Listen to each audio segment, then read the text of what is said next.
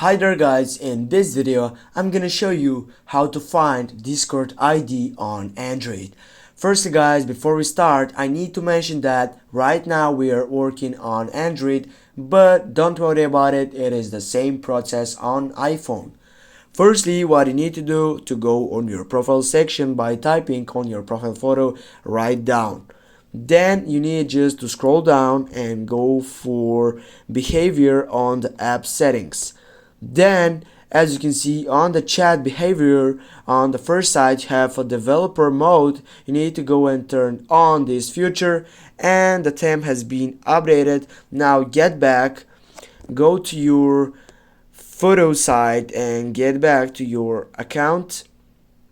Now here you couldn't find, but when you get back and go to your this side, just go to your settings on the upper side on the three dots, and when you scroll down here you can see you can copy your ID. Just click on it and your ID has been copied to clipboard.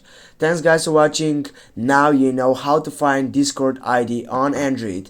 Make sure you hit that like and share the video, and also if you have some problems please comment down below in the section. See you soon guys.